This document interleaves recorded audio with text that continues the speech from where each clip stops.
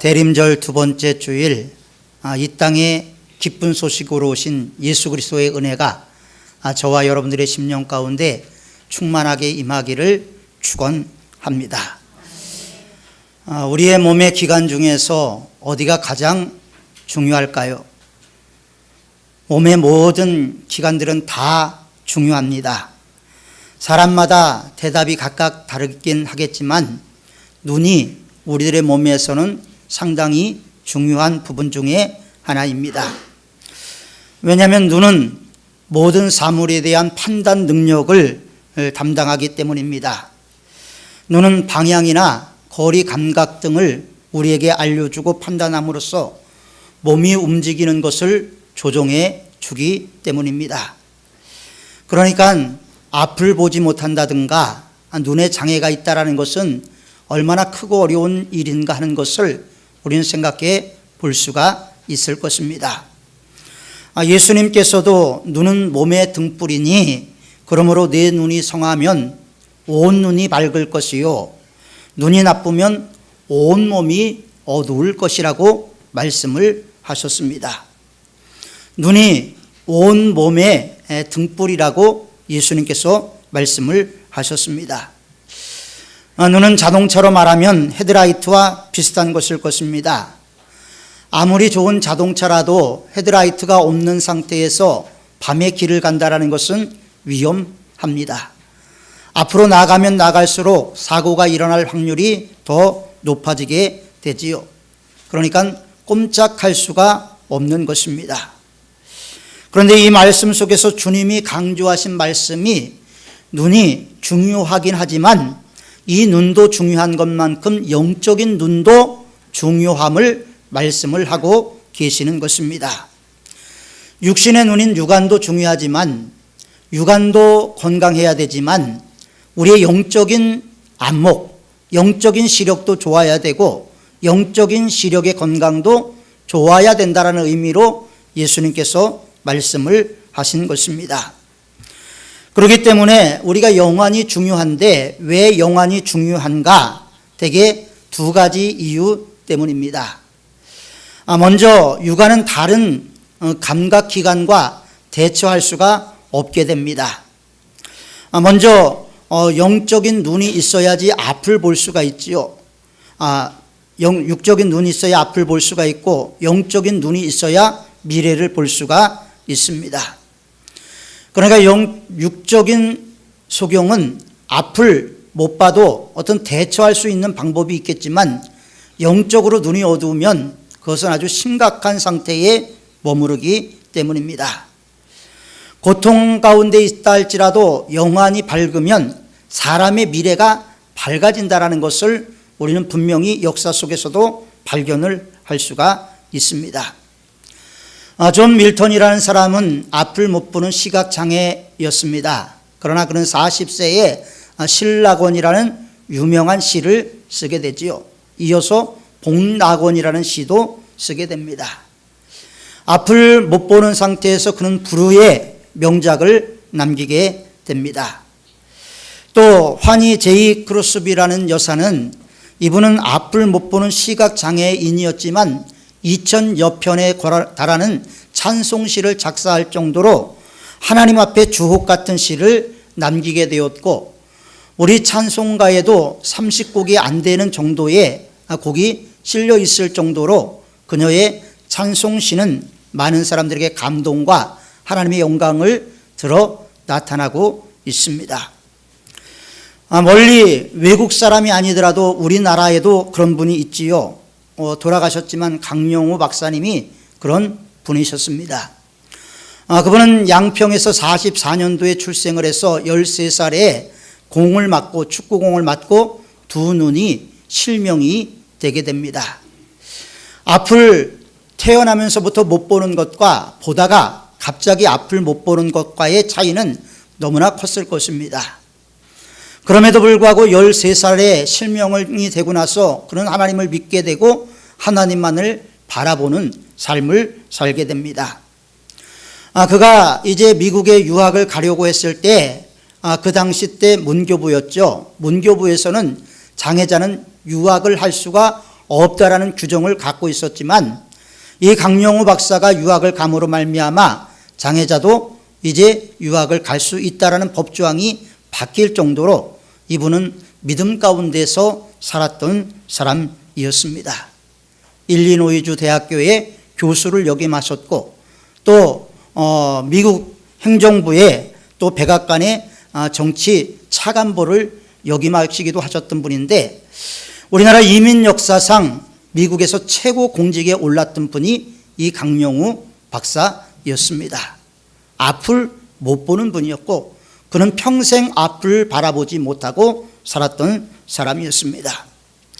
그러나 이 모든 분들은 인간의 감각기관을 통해서 모든 것을 처리했지만 그것보다 이 세 분의 특징은 뭐냐면 영적인 눈이 밝았던 사람이었다라는 것입니다. 그리고 육안의 영향력은 부분적이지만 영안의 그 영향력은 전체이기 때문이고 총체이기 때문입니다. 그러니까 영안이 앞을 못 보면 인생길 전체가 망가지게 되는 것입니다. 그래서 영안이 열려야 된다라는 말을 우리는 성경을 통해서 상당히 많이 하고 있고 엘리사가 그의 사환에게 영안을 열어서 하나님의 군대를 보여준 사건도 우리는 성경을 통해서 알 수가 있습니다. 영안이 어두워지면 인생의 방향과 가치 판단력을 잃어버리게 되고 결국 인생을 소모하는 삶을 살아갈 수밖에 없게 되는 것입니다. 따라서 여기 계신 모든 분들은 육안도 밝아야 되지만 영안도 열리는 은혜가 있어야 할 줄 믿습니다. 그래야지 우리가 승리의 길로 나갈 수가 있습니다. 그래야지 하나님의 은혜를 우리가 다른 사람들에게 보여주며 살 수가 있게 되는 것입니다. 아무쪼록 이 말씀을 통해서 저와 여러분들의 삶이 더 풍성하고 더 복된 삶으로 변화되기를 원합니다. 그렇다면 밝은 영안을 갖는다, 우리가 영적인 눈을 갖는다, 이것은 무슨 뜻일까요? 본문의 말씀은 여러분들이 잘 아시는 대로 너무나 많이 들어온 말씀이지만 이스라엘 백성들이 출애굽을 해서 가나안 땅에 들어가기 전에 있었던 사건이었습니다. 12지파에서 한 명씩의 사람을 뽑아서 가나안 땅을 40일을 정탐을 시킵니다. 그리고 그들이 돌아와서 보고한 내용입니다. 사실 정탐꾼을 보낼 이유는 없었던 것 같습니다. 왜냐하면 하나님이 말씀하셨잖아요. 하나님이 주시고자 주시겠다 약속하셨잖아요. 약속만 믿고 가면 됐는데 약속만 믿고 가기에는 뭔가 두려움이 있고 뭔가 걱정이 있어서 정탐꾼을 보냈던 것 같습니다. 그러니까 어떻게 보면 정탐꾼을 보냈다라는 것 자체가 불신앙의 한 단편으로 볼 수도 있을 것입니다. 왜냐하면 하나님께서 약속하셨는데 약속을 믿고 나가면 되는데 늘 우리는 그 약속에 대해서 이렇게 확실히 믿기보다는 뭔가 좀 확인을 해보려고 합니다. 그래서 돌다리도 두들겨 가면서 건너라는 말처럼 우리의 믿음도 늘 돌다리를 두들겨 가면서 건너려고 하다 보니까 믿음의 깊은 곳으로 나가지 못하는 경우가 종종 있기는 합니다. 아무튼 10명의 정탐꾼의 보고와 2명의 정탐꾼의 보고가 아주 180도 다른 내용이었습니다. 10명의 보고는 가나안 땅에 들어가서는 안 된다라는 겁니다. 그 땅은 우리를 삼키는 땅이고 그 땅에는 안악자손 아주 장대 같은 인간들이 있어서 우리가 도저히 정복할 수 없는 땅이니까 그 땅에 들어가면 안 된다. 우리는 전쟁을 하나마나 반드시 질 것이다. 이렇게 10명이 보고를 했습니다. 반면에 여호수아와 갈렙은 그 땅은 기필코 하나님께서 주신 땅이다. 이렇게 말씀을 했습니다. 그런데 문제는 이스라엘 백성들이 10명의 편에 서게 되었다는 것입니다. 여러분, 하나님의 뜻은, 하나님의 역사는 이렇게 소수에 의해서 위협을 당할 때가 종종 있기도 합니다. 다수는 하나님의 뜻을 역행하고 있지요. 그런데 왜 이런 엄청난 차이가 있게 됐을까요? 여러분, 12명이 정탐을 해왔는데 10명은 그 땅은 절대 들어갈 수 없는 땅이라고 이야기하고 2명은 그 땅은 가능한 땅이라고, 정복할 수 있는 땅이라고 이야기를 했습니다. 그 차이가 과연 어디에 있었을까요? 그들은 육안으로 모든 걸 봤습니다. 그들의 환경을 봤습니다. 현상적인 것을 동일하게 봤습니다. 갈렙과 여호수아도 동일하게 그 땅을 보고 그 땅에 대해서 똑같은 평가를 내렸습니다. 그러나 결론이 달랐다는 것이죠. 여러분, 이단은 서론, 본론이 같습니다. 결론이 달라. 그래서 이단이 되는 것이죠. 이들이 무엇이 달랐습니까? 판단과 가치 평가가 분명히 달랐다는 것입니다. 그 차이가 어디에 있었느냐? 영 안에 있었다는 것입니다. 10사람들이 본 것은 육안으로만 봤지만 여호수아 갈렙은 영 안으로 모든 것을 보게 됐고 영적인 안목을 갖게 되었던 것입니다. 우리 사람에게 중요한 것이 무엇입니까? 편견이죠. 우린 사람에 대해서 누구나 다 편견을 가지고 있습니다. 한번 그 사람에 대한 첫 인상이 우리들의 마음속에 각인이 돼서 편견으로 그 사람을 바라볼 때가 많이 있습니다. 그런데 색안경을 끼고 보면 모든 것이 다르게 보입니다. 선글라스를 끼고 사물을 보면 그 사물이 좀 어두워 보이죠. 그것과 마찬가지로 우리가 어떤 사물을 보고 어떤 것을 판단하는 데 있어서 색안경을 끼게 되면 그 현상이 왜곡이 되게 되고 그 현상의 진실성을 잃어버리게 되는 것입니다. 보일 것이 보여야 되는데 보일 것이 안 보이게 됩니다. 삐뚤어지게 보이게 되죠. 판단력을 상실해 버리게 됩니다. 그러다 보니까 인생의 가장 큰 실패의 경험은 왜곡에서부터 온다라고 이야기하는 분도 있습니다. 바울의 과거가 그랬지 않습니까? 바울이 어떤 사람이었습니까? 그는 바리새인이었습니다. 히브리인 중에 히브리인이었다고 자기 자신에 대해서 소개를 하고 있습니다. 그가 예수 믿는 사람들을 잡아 죽이기 위해서 이제 체포 영장을 갖고 다메섹, 오늘날의 시리아에 있는 다마스커스까지 향하게 됩니다.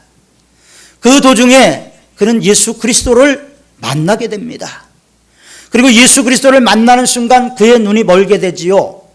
아나니아라는 제자가 가서 바울에게 안수를 해서 아나니 형제 아나니아야, 예수님께서 너로 보게 하기를 원한다 안수하니까 그 눈에서 비늘 같은 것이 벗겨졌다라고 성경은 말씀을 하고 있습니다.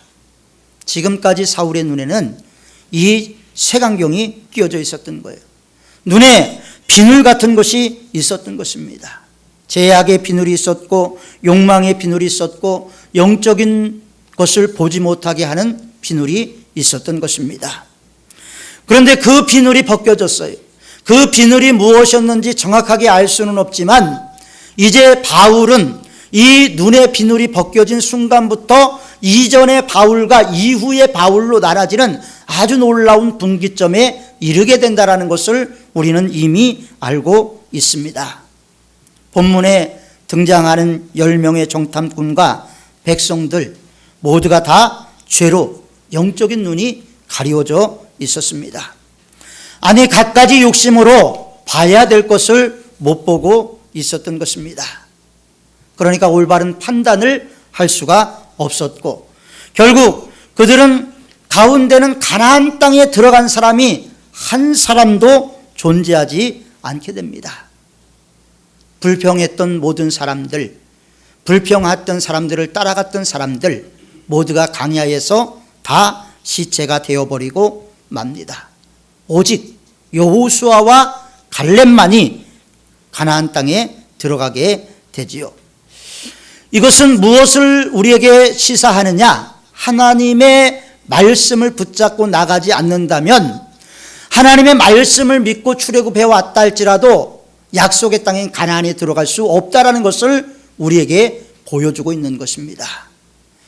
그러니까 하나님의 말씀을 따라갔고 하나님의 약속을 따라갔다 할지라도 마지막까지 그 약속을 붙잡고 나가는 것이 우리에게 중요하다라는 것을 교훈하고 있는 것입니다. 따라서 밝은 영안을 갖는다라는 것은 죄의 욕심과 편견을 버리는 것입니다. 그리고 하나님의 안목을 갖는 것입니다. 렌즈를 갈아 끼우신 거죠. 렌즈를 갈아 끼워서 밝게 모든 것을 선명하게 보게 만드는 것입니다. 지금은 거울을 보는 것 같이 희미하나 그때는 내가 주를 보고 주가 나를 볼 때 선명하게 볼 수 있는 것 같은 그런 안경으로 바꿔 끼는 것입니다. 그래서 하나님의 시각으로, 하나님의 가치관으로, 하나님께서 말씀하시는 판단력으로 변화되어 가는 겁니다. 날마다 이렇게 변화되어 가는 과정을 우리는 거룩함에 이르는 길이다. 그래서 성화라고 말을 합니다.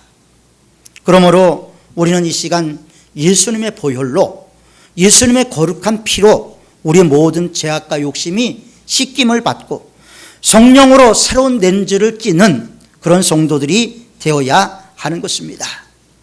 그러면 시각이 바뀌는 거예요. 보는 눈이 바뀌게 되고 형통한 길로 가게 되고 승리한 길로 가게 되게끔 우리 하나님께서 친히 인도해 주시는 것입니다. 그러면 영안이 밝아 하나님의 시각으로 본다. 우리의 영안이 밝아서 하나님의 시각으로 본다라는 것은 구체적으로 어떤 것인가?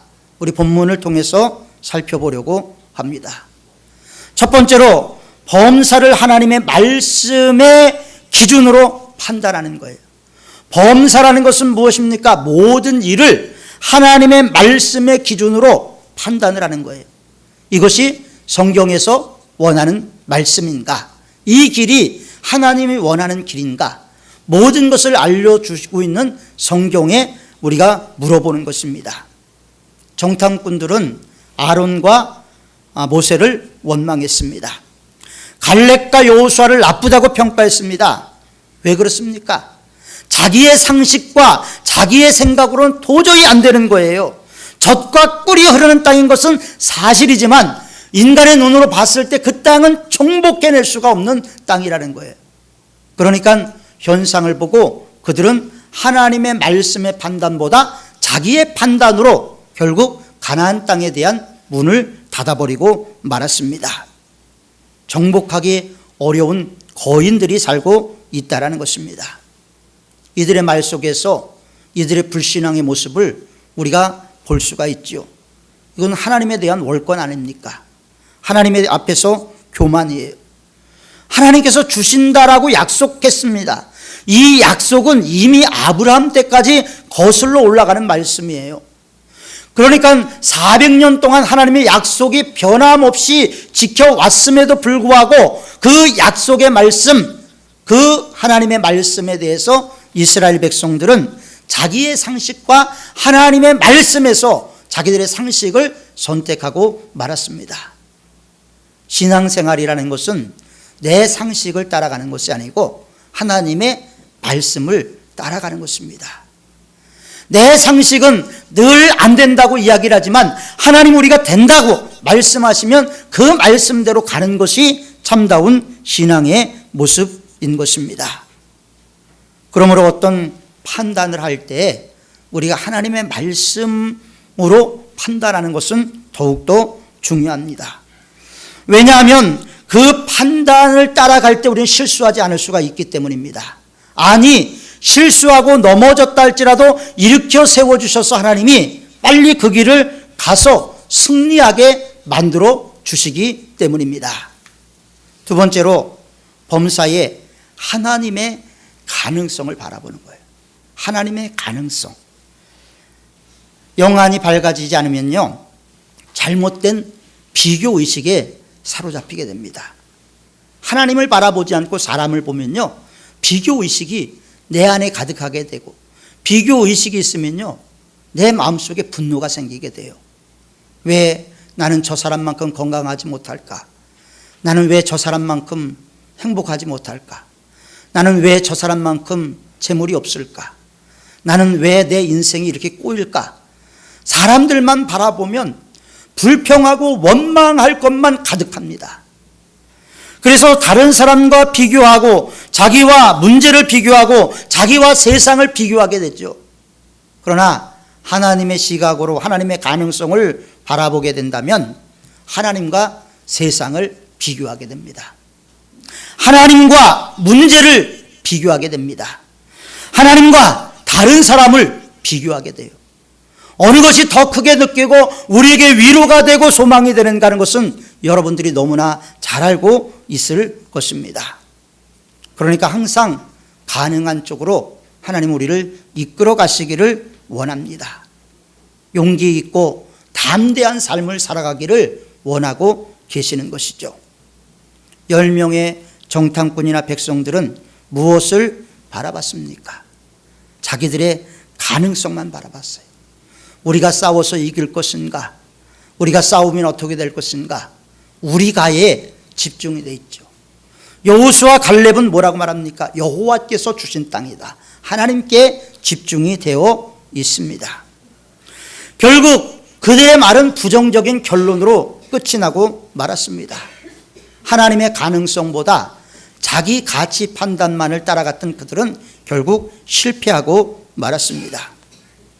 이 10명을 따랐던 이스라엘 백성들이 확신했던 것은 무엇입니까? 그들의 마음속에 확신이 있었던 것은 실패였습니다. 그들은 이미 마음속에 실패에 대한 확신이 있었고 그 실패에 대한 확신은 현실로 이루어지고 말았습니다. 그들은 싸워보지도 않고 강야에서 다 죽임을 당하고 말았습니다. 싸워보고 죽었다면 하나님이 기뻐하셨을 것입니다. 그러나 싸워보지도 않고 그들은 다 죽고 말았던 것이죠. 그러나 그 반면에 여호수아와 갈렙은 어땠습니까? 문제와 자기를 비교하지 않았어요. 그들은 문제와 하나님의 능력을 비교했어요. 문제가 더 큰가? 하나님의 능력이 더 큰가? 여기서 그들이 선택한 것은 하나님의 능력을 붙잡게 됩니다. 그들이 선택한 선택의 결과대로 이루어졌습니다. 승리를 확신했고 그들은 승리를 바라봤고 하나님에 대한 가능성을 바라보고 나가게 됐습니다. 결국 그들이 믿는 대로 승리했죠. 여호수아는 가나안 땅을 정복하는 지도자가 되었고 갈렙도 헤브론을 정복하는 놀라운 활약을 보여주게 됩니다. 헤브론은 나중에 예루살렘 성이 있고 다윗 성이 있는 곳이죠. 우리도 마찬가지입니다. 저와 여러분도 마찬가지예요. 우리에게 어떤 문제가 있을 때 내 자신이 어떤 모습과 이렇게 비교했을 때 우리가 무엇을 선택할 것인가 하는 것은 우리에게 너무나 중요합니다. 하나님을 선택하면 하나님께서 더디더라도 하나님의 길로 인도를 하십니다. 왜냐하면 하나님의 권능이 있기 때문에 하나님은 하나님의 영광에 합당한 이름의 손상이 되지 않기를 원하시기 때문에 하나님의 의를 위해서라도 우리가 하나님을 믿고 의지하고 나갈 때 반드시 이루어 주시는 것입니다. 그렇기 때문에 낙심하기보다는 하나님을 믿고 나가는 저와 여러분들이 되어야 하는 것입니다. 세 번째로 범사의 미래지향적으로 봐야 돼요. 미래지향이라는 것은 무엇입니까? 현재도 중요하지만 앞으로가 더 중요하다는 것입니다. 육적인 사람은 자꾸 과거에 집착을 해요. 그때가 좋았다라고 이야기를 합니다. 과거를 그리워하고 과거에 움츠려들고 과거를 회상하고 과거를 되씹으면서 현재에 대한 불평을 토로합니다. 그러나 영안이 열리면 미래를 보게 됩니다. 하나님의 나라를 꿈꾸게 되고 하나님의 나라를 바라보게 되고 하나님이 약속한 약속의 땅을 바라보며 나갈 수가 있게 되었던 것입니다. 되는 것입니다. 자, 본문 2절을 보십시오.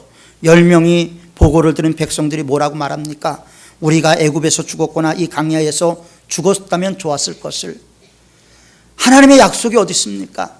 이들에게서는 하나님의 존재를 찾아볼 수가 없는 것입니다. 이 10명의 정탐꾼과 또 이스라엘 백성들의 모습 속에서는 하나님이라는 것을 찾아볼 수가 없어요. 그들이 한 말은 우리가에 집중이 되어 있습니다. 애굽으로 돌아가는 것이 낫지 아니하냐. 하나님께서 어떻게 출애굽을 시켰습니까? 그런데 과거로 돌아가자는 거예요. 애굽으로 돌아가자라는 겁니다. 반면에 여호수아와 갈렙은 뭐라고 말합니까? 8절에 보면 우리를 그 땅으로 인도하여 들이시고 그 땅을 우리에게 주시리라. 하나님의 약속의 말씀입니다. 주시리라. 과거의 수치를 그들은 씻어버리기를 원했지요. 결국 이스라엘 백성들은 가나안 땅에 들어가서 할례를 행하면서 길갈이라고 명칭을 하고 애굽의 수치가 굴러갔다라는 그런 저기를 행사를 하게 됩니다. 이런 미래지향적인 태도는 우리는 여호수아뿐만 아니라 갈렙에게서 더 많이 찾아볼 수가 있습니다. 갈렙은 아직 가나안 땅이 완전히 정복되지 않았을 때 헤브론 땅을 정복하기 위해서 85세의 노고지만 하나님의 약속을 믿고 그 땅을 정복해 냅니다. 85세에 이제는 대우받고 존경받는 이스라엘의 최고 지도자 중에 한 명으로 부상되었을 갈렙이 85세에 그는 다시 헤브론을 점령을 하게 됩니다. 이 말씀 속에서 하나님을 향한 열심은 죽는 순간까지 이루어져야 된다는 것을 보게 되는 것이죠. 나는 은퇴했으니까 이제는 다 접는다, 이게 아니에요. 여호수아와 갈렙 은퇴하고 나서도 110세의 여호수아가 죽을 때까지 그런 사역을 하고 있었음을 여호수아 24장을 보면 알 수가 있습니다. 사랑하는 성도 여러분, 여러분들의 육안이 건강한 것 중요합니다. 그러나 영 안에도 이제는 신경을 쓰시기를 바랍니다. 영안이 열리는 것은 아주 귀중한 축복입니다. 영안이 열리면 하나님 나라의 놀라운 신비를 볼 수가 있고 하나님 아버지의 놀라운 은혜를 우리가 체험할 수가 있기 때문입니다.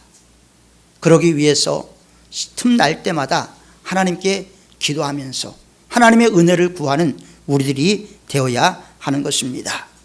아무쪼록 우리가 인생의 승리를 위해서는 우리의 영안이 밝아져서 하나님 붙잡고 하나님 의지하고 하나님 바라봄으로 이 어둡고 험난한 세대에서 하나님의 뜻을 이루어가는 신실한 백성들로 우리 한 사람 한 사람 세워지는 은혜와 축복이 있어야 할 줄 믿습니다.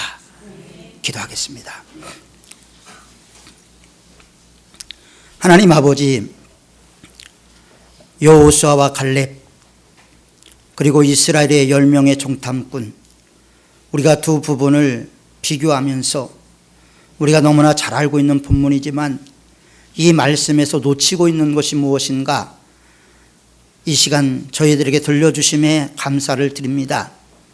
우리의 눈이 현실에만 안주하지 않게 하시고 현실을 뛰어넘어서 하나님의 나라를 바라볼 수 있는 신실한 눈이 열려서 이 세상 가운데서 하나님의 은혜를 누리고 바라보고 체험하며 살아갈 수 있도록 도와주옵소서. 우리 사문의 성도들 한 사람 한 사람 하나님의 은혜의 장중에 붙잡아 주셔서 한 사람 한 사람 모두가 여호수아와 갈렙같이 하나님이 기뻐하시는 거룩한 주님의 일들을 감당하는 일꾼들 될 수 있도록 도와주옵소서. 이를 위해서 우리 사문교에서는 구경만 하는 구경꾼, 말만 하는 말꾼, 싸움만 하는 싸움꾼 다 사라지게 하시고 온전히 하나님 앞에 신실한 일꾼들만 세워지는 교회 되게 도와주옵소서. 예수님의 이름으로 기도하옵나이다. 아멘.